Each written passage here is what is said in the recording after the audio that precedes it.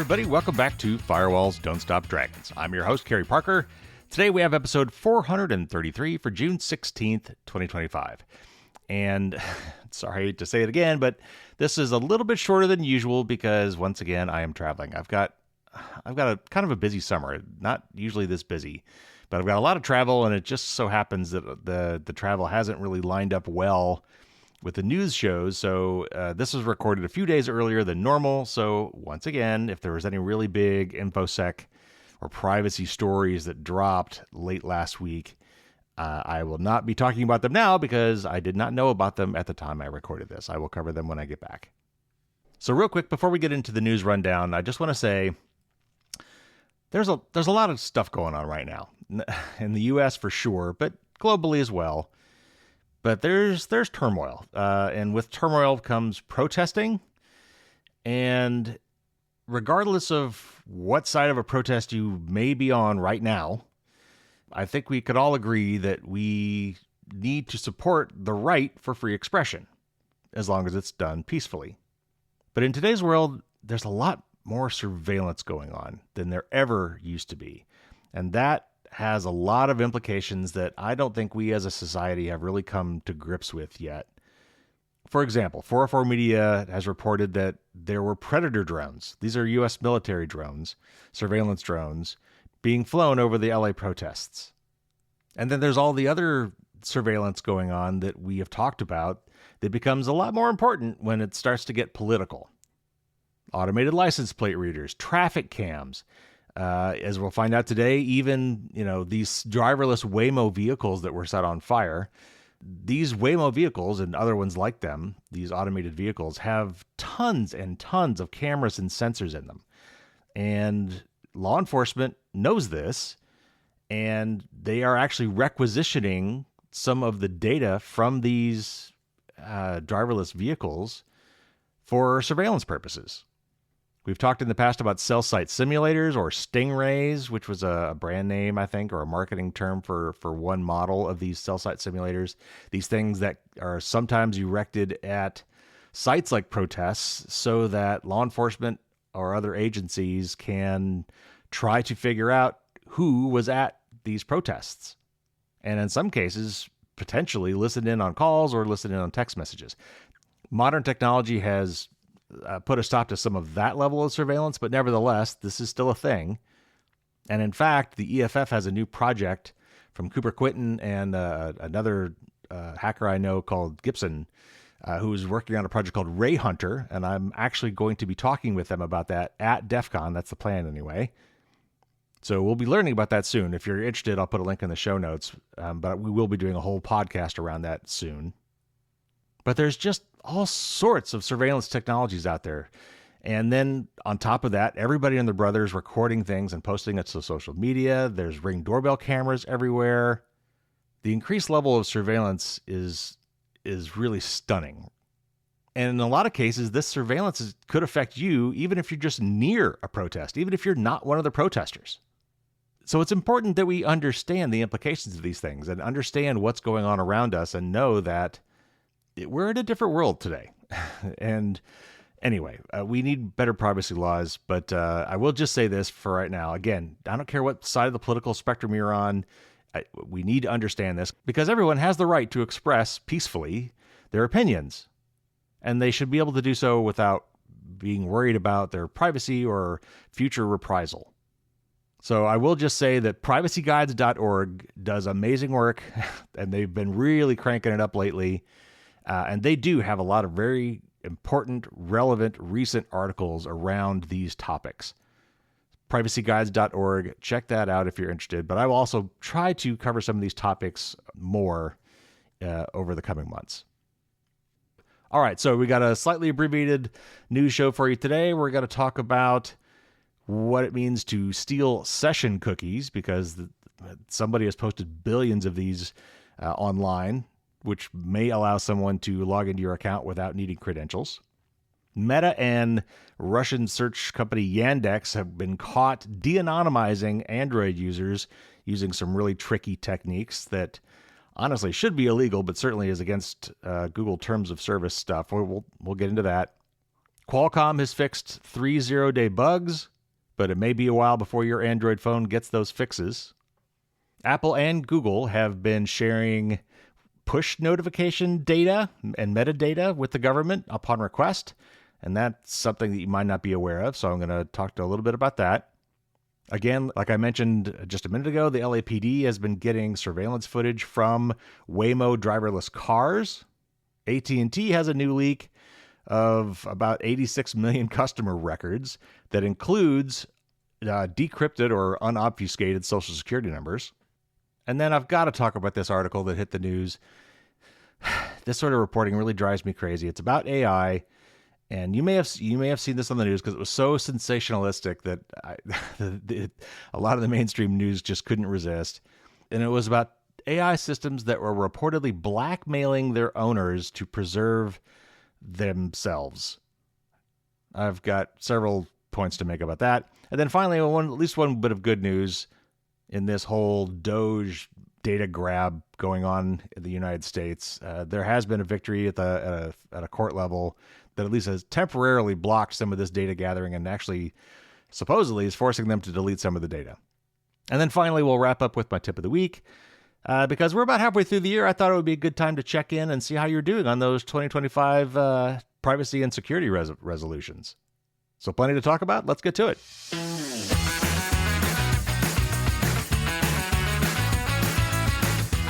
All right, first up, this is from the Register, and the article is titled "Billions of Cookies Up for Grabs as Experts Warn Over Session Security." A VPN vendor says billions of stolen cookies currently on sale either on the dark web or Telegram-based marketplaces remain active and exploitable. More than 93.7 billion of them are currently available for criminals to buy online, and of those, between 7 to 9% are active on average, according to NordVPN's breakdown of stolen cookies by country. Adrianus Varmanhoven, who I interviewed a couple years ago, I think now, cybersecurity advisor at NordVPN, said, quote, "Cookies may seem harmless, but in the wrong hands, they're digital keys to our most private information. What was designed to enhance convenience is now a growing vulnerability exploited by cybercriminals worldwide. Most people don't realize that a stolen cookie can be just as dangerous as a password, despite being so willing to accept cookies when visiting websites just to get rid of the prompt at the bottom of the screen. However, once these are accepted, a cookie can give hackers direct access to all sorts of accounts containing sensitive data without any login required," unquote. And how that works is important, and I will return to that after the story. The vast majority of stolen cookies, about 90%, contain ID data used to uniquely identify users and deliver targeted ads. They can also contain data such as names, home and email addresses, locations, passwords, phone numbers, and genders, although these data points only represent about 0.5% of all stolen cookies. The risk of ruinous personal data exposure as a result of cookie theft is therefore pretty slim. Aside from ID cookies, the other statistically significant type of data that these can contain are details of users' sessions. Over 1.2 billion of these are still up for grabs, or roughly 6% of the total, and these are generally seen as more of a concern. Cybercriminals can feasibly take these session cookies and pose as others on web pages, authenticate into services without the need for credentials, and in many cases this can also bypass multi-factor authentication, or MFA. Stolen session cookies are therefore highly attractive to cybercrims, and I don't know why they call them cybercrims. Cybercriminals, I'm pretty sure is what they're trying to say here. That cybercrim sounds a little bit too cutesy, so I will say cybercriminals. Anyway, they're attractive to cybercriminals who can use them to gather information from email accounts, banking apps, corporate systems, and more. They can also be a boon to ransomware crooks who can move laterally around a potential victim's network if they use cookie-based single sign-on for authentication, which then allows criminals access to sensitive business data and potentially higher privileges. The most common way crooks can get hold of these cookies is through info stealer malware, with Redline being prevalent. And that's one of the malware names, is called Redline. And according to this, it was linked to 44% of the total cookies that the researchers found. The Vidar, Luma C2, and Meta info stealers took the second, third, and fourth spots on the list, although the latter two, as well as Redline, have been subject to successful law enforcement disruption efforts. Access to these malware strains is relatively affordable given the profit that can be made from hoovering up users' digital valuables. Cops said crooks could purchase Luma for as little as $250, while Redline and Meta were going for as little as $150 for the most basic tier of features. So let me just stop for a second. What they're saying is these malware strains, this is malware as a service. These are companies that are renting out the capabilities of this malware to people who don't know how to write malware. This whole thing has become a business model, unfortunately, on the internet. And as this article is saying, you could do it for not a whole lot of money. All right, continuing. However, while the threat presented by stolen cookies is severe, it should be said that if a user's PC, or one belonging to an organization, is infected with InfoStealer malware, by that point it could be argued the threat that the malware presents is arguably greater than the cookies, which are statistically unlikely to contain usable session data. NordVPN's first piece of advice for those looking to mitigate the threat of stolen cookies might irk Europeans as it relates to the long-lived frustration of website cookie banners. And this is a quote from Nord, quote, "Think twice before accepting the cookies. The first step towards making yourself safer is understanding that not all cookies are necessary, and just because you can accept all cookies doesn't mean you have to. Whenever possible, reject unnecessary cookies, especially third-party ones, or those tracking your behavior. Most websites still function fine without them," unquote. Keeping devices updated with the latest security fixes is naturally the way to go if preventing InfoStealer infections is the priority, which it should be. Cleaning up browser histories and purging unnecessary cookies as part of that process is also a good idea. And then one more quote here from Nord, quote, "Many users don't realize that active sessions may persist even after they close their browser. Clearing this data helps reduce the window of opportunity for unauthorized access.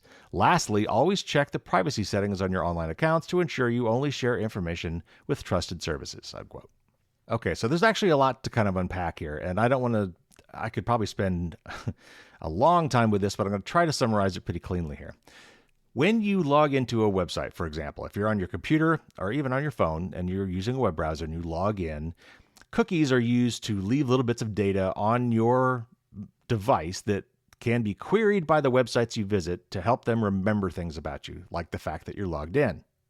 Now, third-party cookies, these are cookies that are, if you go to CNN.com, that's actually a whole bunch of other resources on that site, including ads that come from other places. And a lot of those other places that are not CNN.com, for example, would be third parties. CNN would be the first party. Anything else on that website, like ads or other things that are being shown that are not from CNN directly, would be third parties.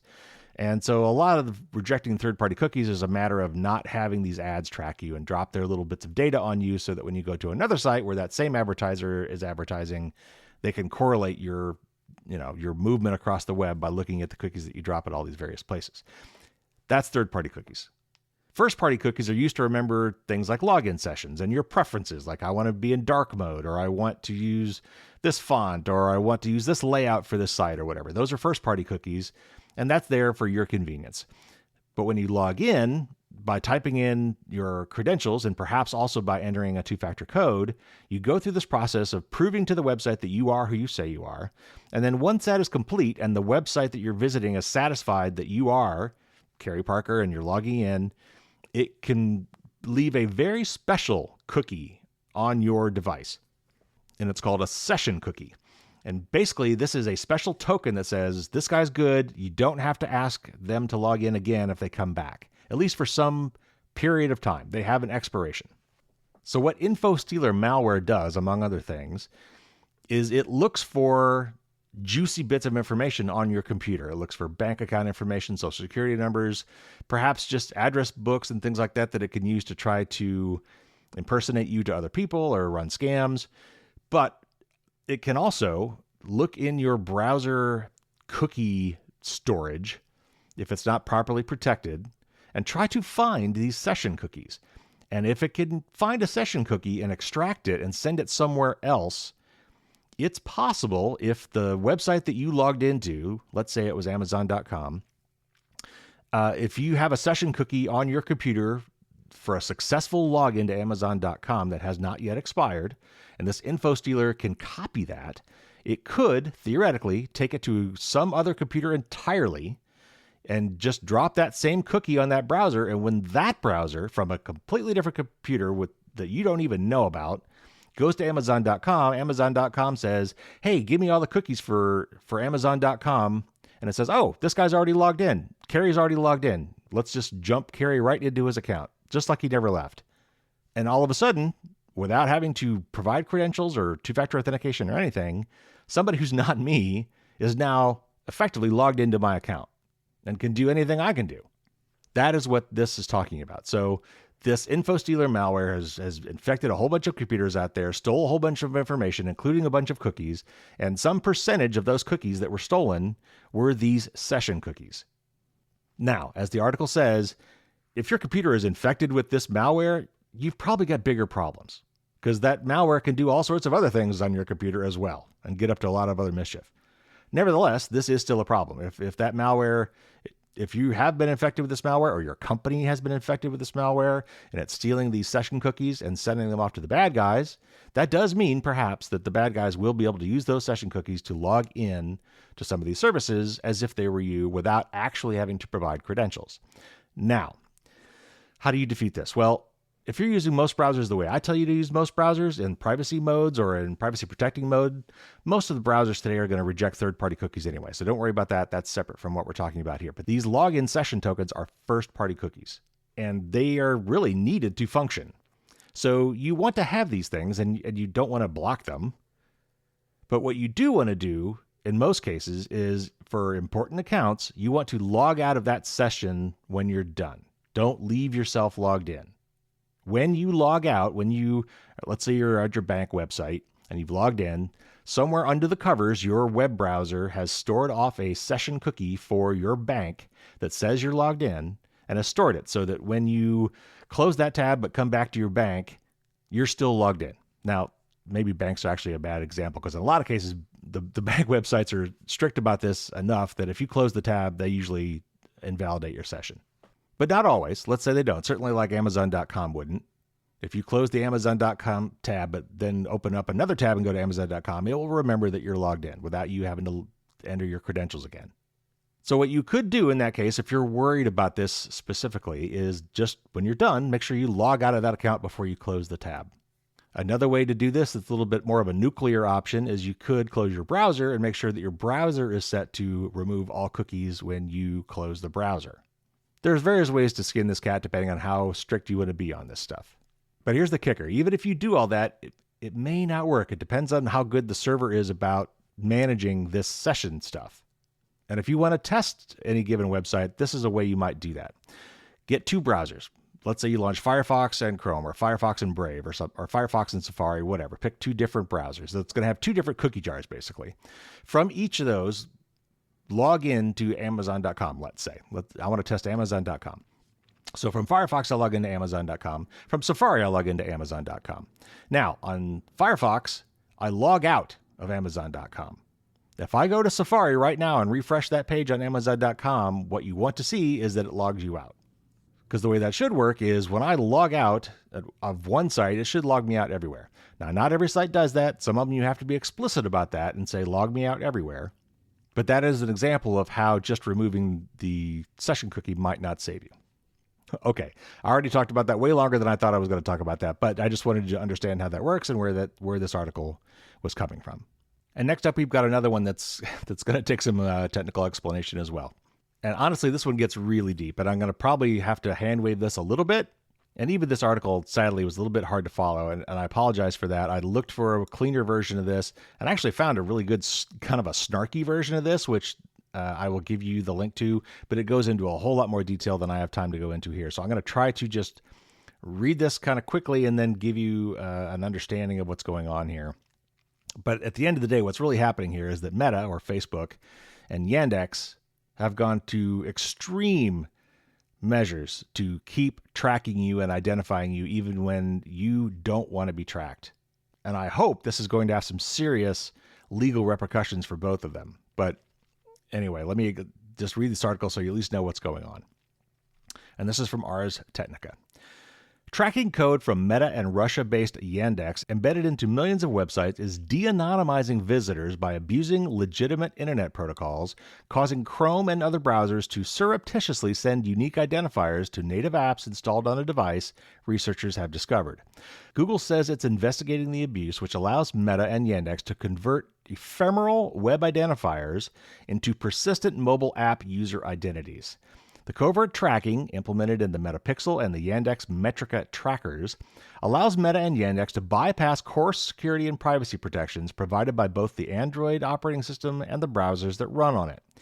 Android sandboxing, for instance, isolates processes to prevent them from interacting with the operating system and any other app installed on the device, cutting off access to sensitive data or privileged system resources. Defenses such as state partitioning and storage partitioning, which are built into all major browsers, store site cookies and other data associated with a website in containers that are unique to every top-level website domain to ensure they're off limits to every other site. And this is a quote from one of the researchers, quote, "One of the fundamental security principles that exists in the web as well as the mobile system is called sandboxing. You run everything in a sandbox and there is no interaction within different elements running on it. What this attack vector allows is to break the sandbox that exists between the mobile context and the web context. The channel that exists allows the Android system to communicate what happens in the browser with the identity running in the mobile app," unquote. The bypass, which Yandex began in 2017 and Meta started last September, allows the companies to pass cookies or other identifiers from Firefox and Chromium-based browsers to native Android apps for Facebook, Instagram, and various Yandex apps. The companies then tie that vast browsing history to the account holder logged into the app. This abuse has been observed only in Android, and evidence suggests that the Metapixel and Yandex Metrica target only Android users. The researchers said it may be technically feasible to target iOS, which is, Apple, iPhone, because browsers on that platform allow developers to programmatically establish local host connections that apps can monitor on local ports, and I'll come back to that in a minute. In contrast to iOS, however, Android imposes fewer controls on local host communications and background executions of mobile apps, the researchers said, while also implementing stricter controls in App Store vetting processes to limit such abuses. This overly permissive design allows Metapixel and Yandex Metrica to send website requests with web tracking identifiers to specific local ports that are continuously monitored by the Facebook, Instagram, and Yandex apps.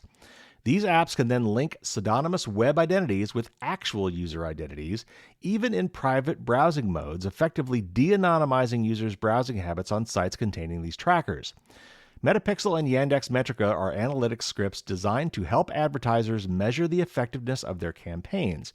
Metapixel and Yandex Metrica are estimated to be installed on 5.8 million and 3 million sites, respectively. Meta and Yandex achieve the bypass by abusing basic functionality built into modern mobile browsers that allow browser-to-native app communications. The functionality lets browsers send web requests to local Android ports to establish various services, including media connections through the RTC protocol, file sharing, and developer debugging. While the technical underpinnings differ, both Metapixel and Yandex Metrica are performing a weird protocol misuse. A representative from Google said the behavior violates the terms of service for its Play Marketplace and the privacy expectations of Android users.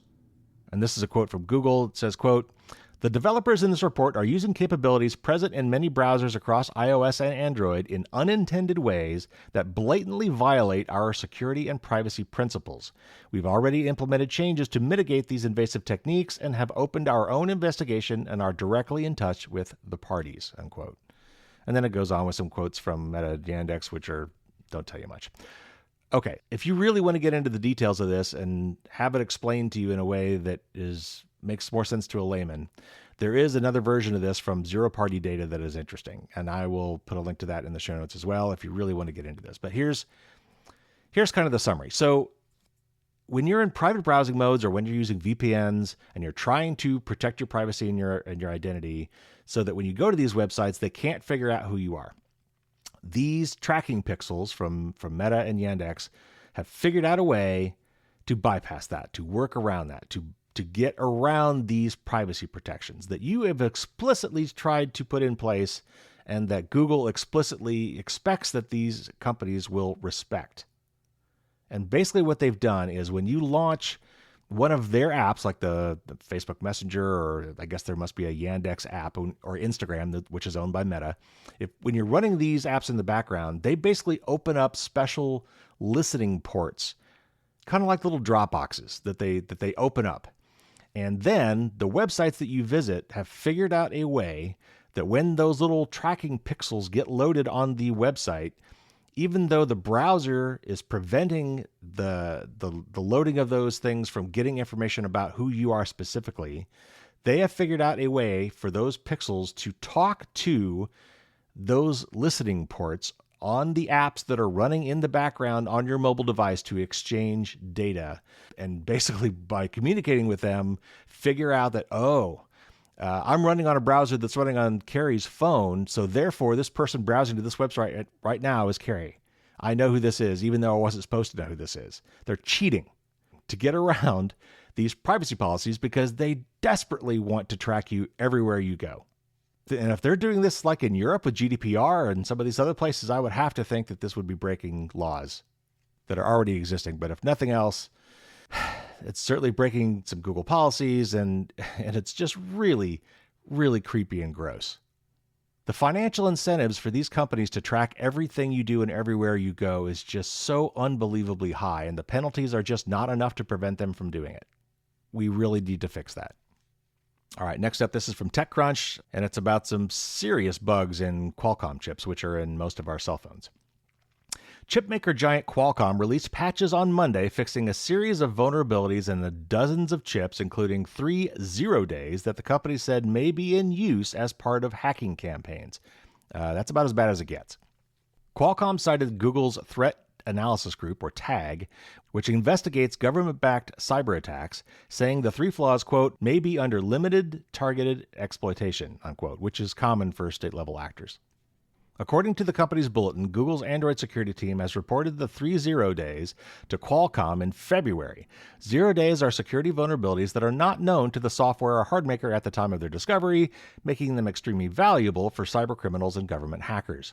Because of Android's open source and distributed nature, it's now up to device manufacturers to apply the patches provided by Qualcomm, which means some devices may still be vulnerable for several more weeks, despite the fact that the patches are available. Qualcomm said in the bulletin that the patches, quote, have been made available to device makers in May, together with a strong recommendation to deploy the update on affected devices as soon as possible, unquote. Google spokesperson Ed Fernandez told TechCrunch that the company's Pixel devices are not affected by these Qualcomm vulnerabilities. Qualcomm acknowledges the fixes. Quote, we encourage end users to apply security updates as they become available from device makers, unquote. So that's pretty much all there is to say about that. If you've got an Android phone, be on the lookout for security updates and make sure you get those applied right away. And I'll just say it again. If you're a diehard Android person and Android is the way you want to go and you just don't want to have an iPhone, honestly, the best way to go is to have a Google Pixel. They tend to be more secure and they get their security updates right away. All right, next up, as usual, I've got some stories here from 404 Media because those guys do great work. The first one is about Apple and push notifications. The title says it's Apple, but actually this applies to Google at some levels as well. So the article says, Apple provided governments around the world with data related to thousands of push notifications sent to its devices, which can identify a target's specific device, or in some cases include unencrypted content like the actual text displayed in the notification, according to data published by Apple. In one case that Apple did not ultimately provide data for, Israel demanded data related to nearly 700 push notifications as part of a single request. The data for the first time puts a concrete figure on how many requests governments around the world are making and sometimes receiving for push notification data from Apple. The practice first came to light in 2023 when Senator Ron Wyden sent a letter to the U.S. Department of Justice revealing the practice, which also applied to Google. As the letter said, quote, the data these two companies receive includes metadata detailing which app received a notification and when, as well as the phone and associated Apple or Google account to which that notification was intended to be delivered. In certain instances, they might also receive unencrypted content, which could range from back-end directives for the app to the actual text displayed to a user in an app notification, unquote. The published data relates to, and there's a link, by the way, if you're curious. The published data relates to blocks of 6-month periods starting in July of 2022 to June of 2024. Andre Meister from German media outlet Netzpolitik posted a link to the transparency data to Mastodon on Tuesday.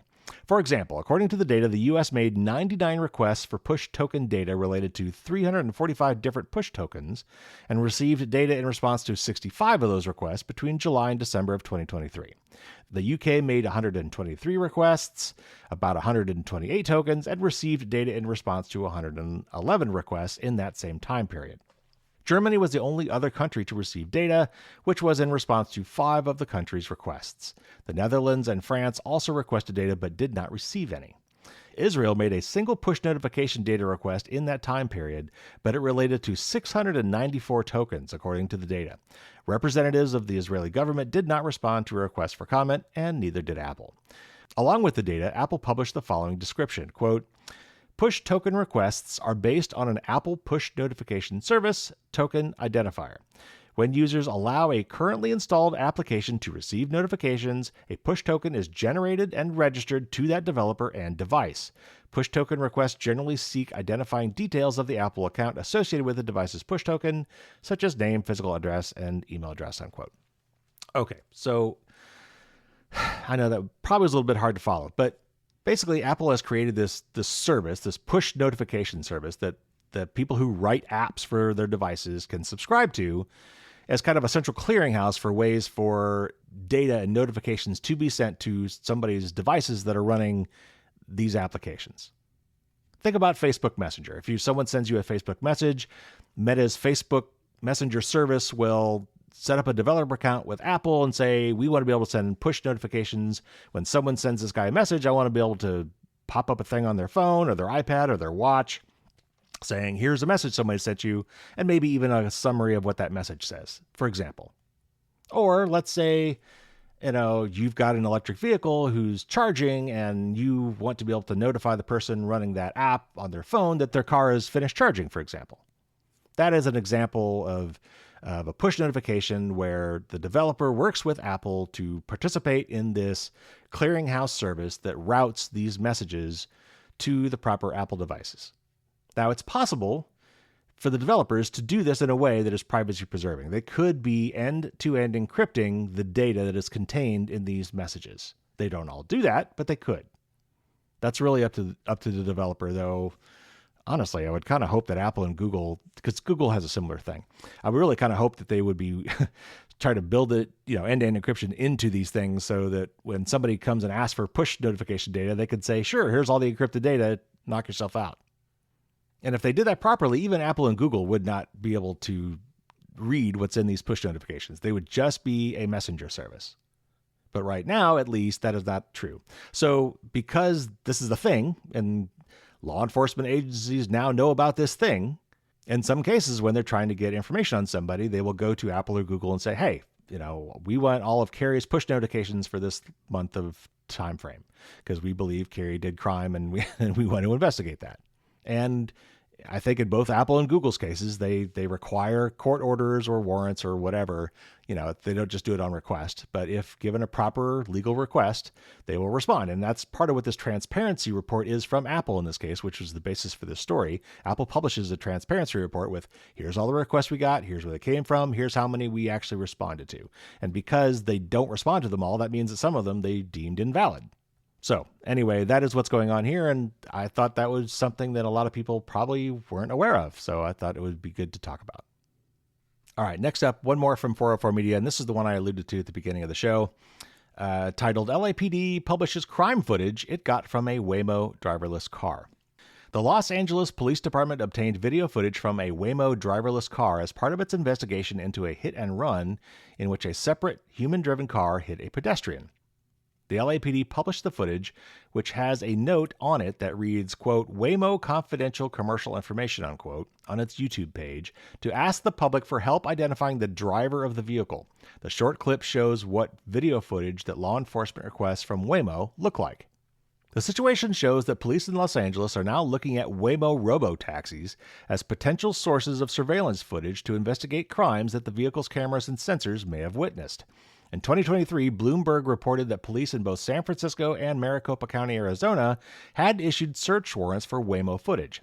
Police have also requested footage from Teslas, extremely pervasive Ring cameras, the doorbell cameras, and Cruise autonomous vehicles. Waymo is rapidly expanding in Los Angeles. Anecdotally, I see many Waymos driving around town every day, and the company just announced that the autonomous vehicles have expanded the geographic region in which they operate in the city, and that it would soon begin testing them on Los Angeles freeways. The proliferation of Waymo cars also means the proliferation of roving surveillance cameras. LAPD has shown an interest in obtaining footage from autonomous vehicles that operate in the city. Last year, we reported on a case in which the LAPD obtained footage from an autonomous food delivery robot to investigate a crime. A Waymo spokesperson told 404 Media that it does not proactively give footage to police. Quote, Waymo does not provide information or data to law enforcement without a valid legal request, usually in the form of a warrant, subpoena, or court order.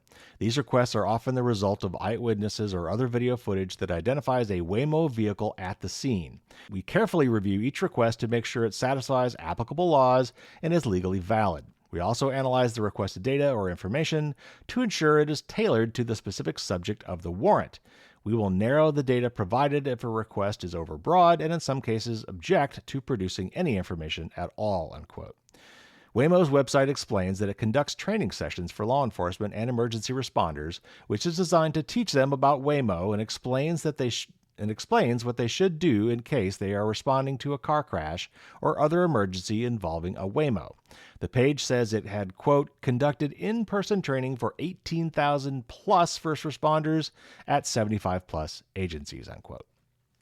So again, this is just another case where modern technology has consequences for surveillance and privacy.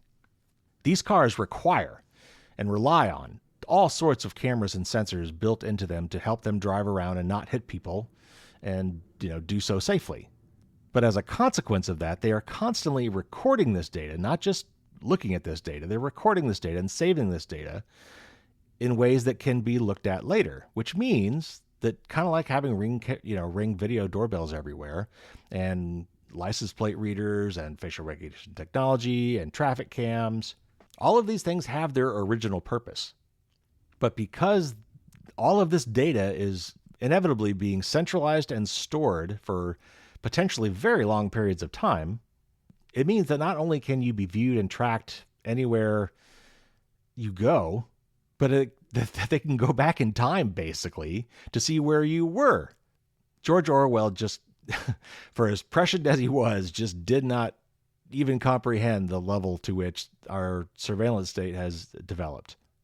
And even though the primary use for all of this data gathering in most cases is completely benign and often required for them to do, what they need to do, the secondary and tertiary uses of this and the fact that it could be saved forever and then used by people that were not the original collectors of that data opens up a massive Pandora's box of privacy problems. All right, next up, this is from Cyber Insider, and it's about yet another cell phone data leak. This is from AT&T. AT&T has launched a formal investigation after threat actors leaked a database containing personal information of over 86 million individuals, including decrypted social security numbers, on multiple cybercrime forums. The company told Cyber Insider it had only recently learned of the leak and is currently assessing the data's origin. The dataset was first posted on a prominent Russian-language hacking forum on May 16th of 2025 and re-uploaded on June 3rd, prompting broader circulation across underground platforms. The leak was initially claimed to involve 70 million customer records, but HackRead analysis revealed a total of 88.3 million entries, 86 of which were unique after deduplication. The contents include full names, dates of birth, phone numbers, email addresses, physical addresses, and 44 million plain text social security numbers. The alarming aspect of this leak is the inclusion of the fully decrypted social security numbers and dates of birth, which were previously encrypted in earlier breaches. This development significantly raises the risk of identity fraud and impersonation for affected individuals. AT&T is the largest wireless carrier in the United States and the fourth largest telecommunications firm globally by revenue. It has previously dealt with several data security incidents, many involving the hacking group Shiny Hunters. Notably, the company confirmed in March of 2024 that data leaked from a 2021 breach, originally denied, did indeed belong to AT&T, affecting 73 million current and former customers. That breach included encrypted social security numbers, which now appear decrypted in the latest leak. The group behind the most recent leak claims the dataset originated from an April 2024 breach linked to the Snowflake cloud data platform, which was exploited by attackers using stolen credentials without multi-factor authentication. That incident compromised AT&T's Snowflake environment and exposed metadata for nearly 110 million users. However, the newly leaked database does not match the format or contents of the Snowflake-related breach, which involved call and text metadata, not personal identifiers. Despite the overlap in some user records and fields with the 2024 Snowflake breach, analysis suggests that the newly leaked data is a cleaner, more structured dataset divided into 3 CSV files compared to the disorganized format of previous leaks. This organization, along with the decryption of the previously encrypted social security numbers, makes the latest public release particularly dangerous. AT&T has not confirmed whether the new dataset stems from the April 2024 breach, an older leak that has been repackaged, or a separate incident entirely. In a statement to Cyber Insider, a company spokesman noted, quote, "It is not uncommon for cybercriminals to repackage previously disclosed data for financial gain. We just learned about claims that AT&T data has been made available for sale on the dark web forums, and we are conducting a full investigation," unquote. Typical response. So what can I say? Yet another massive data leak. We've just become inured to this because it just happens all the time. This is social security numbers and, birthdays and things that could be used for identity theft. All I can really say at this point is we should all just assume that this information is out there. It is just no longer secret. So all we can do is really try to be resilient against this sort of information leak, which for those in the United States means freezing your credit. You should absolutely do that if you haven't. There's honestly not a whole lot else you could do. We need to stop treating these social security numbers as special secret things that unlock so much of our private lives and our financial lives. We should just assume that these social security numbers are going to leak and they're going to get out there, and our systems shouldn't care. They should be robust and resilient enough to be secure in the face of that information being leaked. But until then, again, what you really should do is just make sure that you freeze your credit. And if you go to firewallsdon'tstopdragons.com and search on credit freeze, I've got all the information you need. All right, now for a really weird one. And this is the kind of coverage of artificial intelligence which just drives me crazy, and it's going to get us in trouble. It's already gotten us into trouble. And I'll just say at the outset, I do not like the way this was written. I do not like the terminology used in this article, and I want you just to be thinking about, as I read this story, that artificial intelligence really isn't intelligence. There is no person, there is no consciousness there.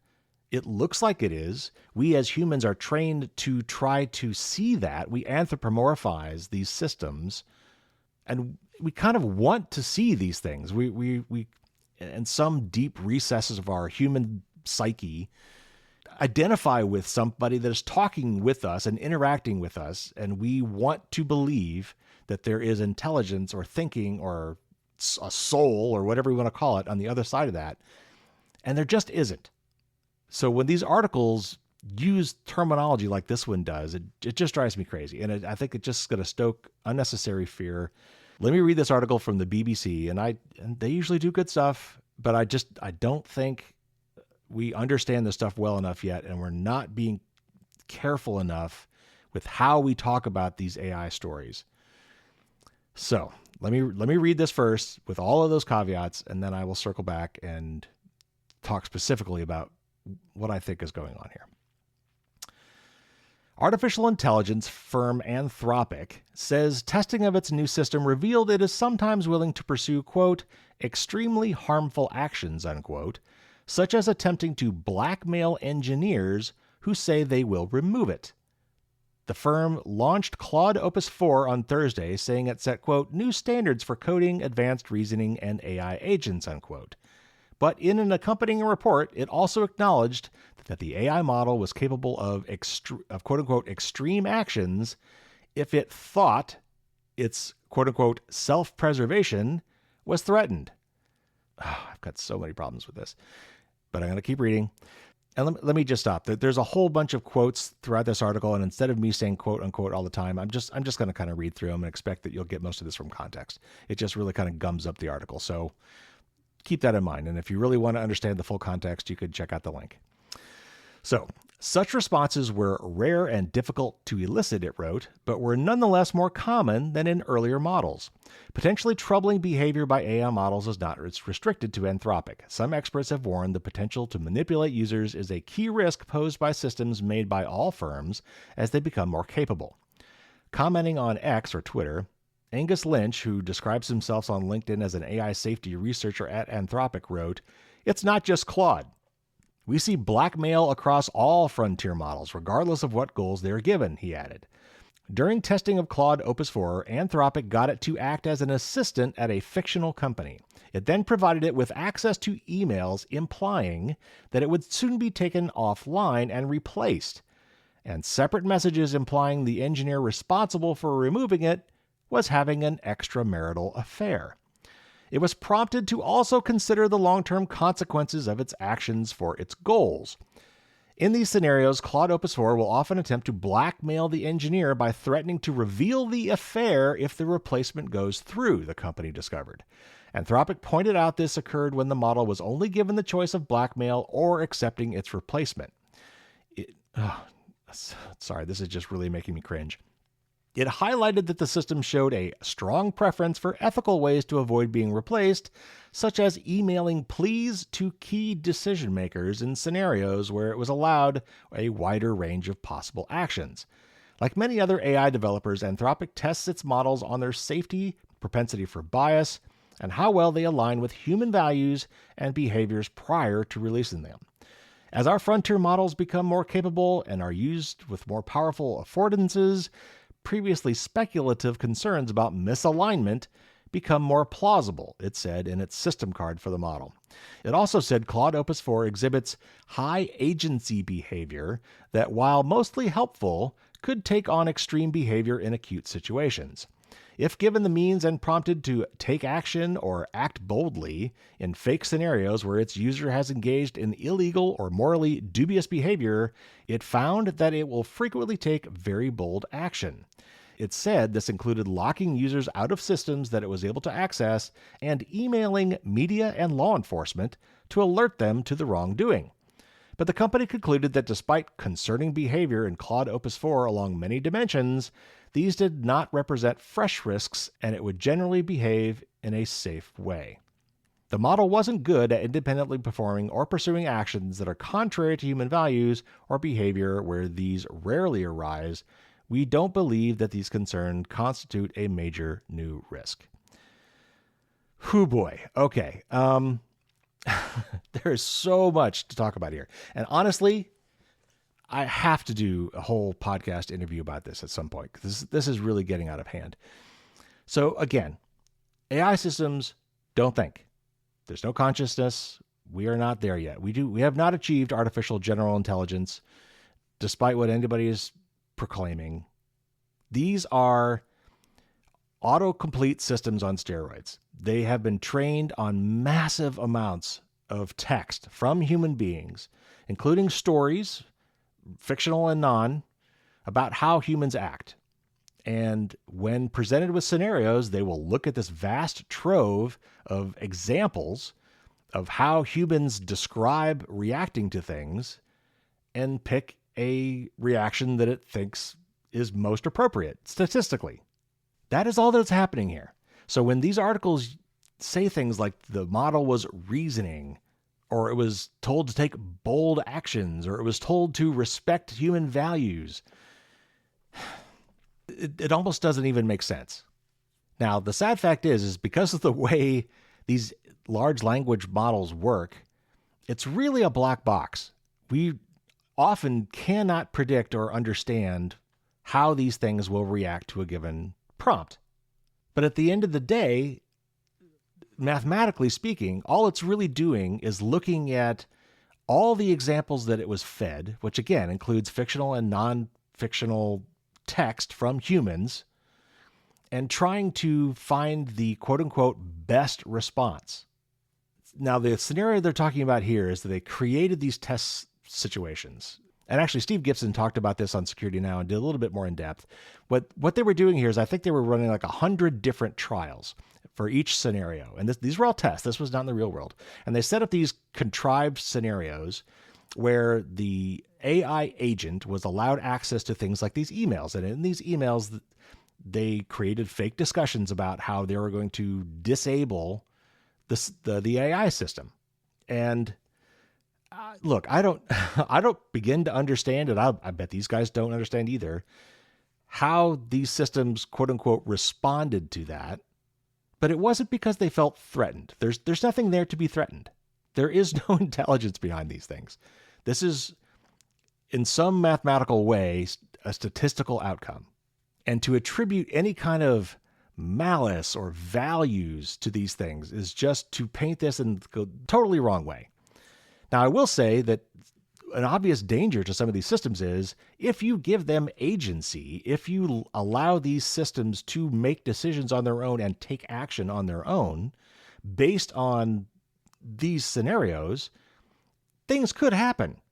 But they're not happening because there's some sort of intelligence, a real intelligence, behind this making decisions. So again, I think I just need to do a whole show on this because it's really thorny. Honestly, it's really thorny. And AI has problems, some of which is, inherent to the system because, like, for example, mining Bitcoin, it can take a ton of energy to train these models. And that by itself is a problem. But so many of the other problems with these systems is in the way that they're being used and or abused or given agency where they should not be given agency. These tools are powerful. They are here to stay. They're not going away. We do have to somehow reconcile with what they are and what they mean for society and how we can use them for society in the best ways possible and try to mitigate the problems. But once we start treating them as if they have true intelligence, as if they are conscious, if they have sentience, then things get really weird and we don't act rationally. Okay, I'm going to leave that for there, and I promise to get back to that at some point in depth in a future interview. All right, let's end this on a positive note, and then we'll get to the tip of the week and call it a day. This is from the EFF, and I've been complaining about how Elon Musk and Doge have run roughshod over privacy in the U.S. government and trying to seek out efficiencies, but honestly, just wielding a chainsaw and not doing things carefully. And this is going to have impacts for years. But one of the things they've been trying to do is get their hands on a lot of personal data, and that has problems. So there is a victory this week that we should celebrate, and this is from the EFF. In a victory for personal privacy, a New York federal district court judge today granted a preliminary injunction in a lawsuit challenging the U.S. Office of Personnel Management, or OPM, their disclosure of records to Doge and its agents. Judge Denise L. Cote of the U.S. District Court of the Southern District of New York found that OPM violated the Privacy Act and bypassed its established cybersecurity practices under the Administrative Procedures Act. The court will decide the scope of the injunction later this week, which unfortunately I'm going to miss before you hear this. You may have heard about this at this point. The plaintiffs have asked the court to halt Doge agents' access to OPM records and for Doge and its agents to delete any records that have already been disclosed. OPM's databases hold highly sensitive personal information about tens of millions of federal employees, retirees, and job applicants. And this is a quote from the judge, quote, "The plaintiffs have shown that the defendants disclosed OPM records to individuals who had no legal right of access to those records. In doing so, the defendants violated the Privacy Act and departed from cybersecurity standards that they are obligated to follow. This was a breach of law and of trust. Tens of millions of Americans depend on the government to safeguard records that reveal their most private and sensitive affairs," unquote. The EFF and some other firms requested the injunction as part of their ongoing lawsuit against OPM and Doge on behalf of two labor unions and individual current and former government government workers across the country. The lawsuit argues that OPM and OPM Acting Director Charles Ezell illegally disclosed personnel records to DOJ agents in violation of the Administrative Procedures Act and the Federal Privacy Act of 1974, a watershed anti-surveillance statute that prevents the federal government from abusing our personal information. In addition to seeking to permanently halt the disclosure of further OPM data to DOJ, the lawsuit asks for the deletion of any data previously disclosed by OPM to DOJ. The federal government is the nation's largest employer, and the records held by OPM represent one of the largest collections of sensitive personal data in the country. In addition to personally identifiable information such as names, social security numbers, and demographic data, these records include work information like salaries and union activities, personal health records and information regarding life insurance and health benefits, financial information like death benefit designations and savings programs, non-disclosure agreements, and information concerning family members and other third parties referenced in background checks and health records. OPM holds these records for tens of millions of Americans, including current and former federal workers and those who have applied for federal jobs. OPM has a history of privacy violations. An OPM breach in 2015 exposed the personal information of 22 million people, and its recent actions make its systems less secure. With few exceptions, the Privacy Act limits the disclosure of federally maintained sensitive records on individuals without the consent of the individuals whose data is being shared. It protects all Americans from harms caused by government stockpiling of our personal data. This law was enacted in 1974, the last time Congress acted to limit the data collection and surveillance powers of an out-of-control president. A number of courts have already found that DOJ's activities at other agencies likely violate the law, including at the Social Security Administration and Treasury Department. So not much more to say about that, but I'm really glad that we've got folks out there like the EFF fighting for this on a daily basis. As always, they are doing great work. And, hey, if you think about it, you might want to help support these guys. Send them some money. All right, that's the news. Let's real quick do our tip of the week. And it's honestly not much of a tip of the week. What I really want to do is just kind of check in and see how you're doing on your New Year's resolutions. Every year in January, I post some ideas for things you might want to put on your security and privacy to-do list for the year and suggest them as, the New Year's resolutions kind of things. And since we're halfway done, I thought this would be a good time to just stop and say, how you doing on that? So I'm going to guess that most of you probably have forgotten about it, because most of us do. We do our New Year's resolutions in January, and by February or March, it's already gone out the window. So I thought, hey, why don't we just bring it back up and revisit it so that maybe you can check back in and decide, oh, yeah, I really did want to do that. So I will put a link in the show notes to the original article that I published in January with a bunch of ideas, including links on how to get those things done. And I just want to prompt you to take the time to stop and think about it again and look over that list. And if that doesn't do it for you, there's links on that list to previous lists. I try to shake things up a little bit every year. I mean, some things are perennial, using a password manager, using multi-factor authentication, using Signal, freezing your credit. These are all good things to be thinking about doing. Recently, I've harped more on trying to delete your public data, which I think now more than ever is important. I talk about getting away from a lot of Google products, including specifically stopping using the Chrome browser, how to block ads, and more specifically, how to block a lot of tracking, and trying tools like Proton that have really, really come a long way. So anyway, check out the article, pick a few of these things that you really want to get done, and if you really want to go one step further, think about how you could help other people to do these things as well. If you're all on top of this stuff and you've knocked it out of the park and you've already done everything you want to do, maybe take the rest of your time to help somebody else do the same thing. So that's your quick tip of the week, just kind of checking in on our 2025 New Year's resolutions. So there you have it, your news and tip of the week.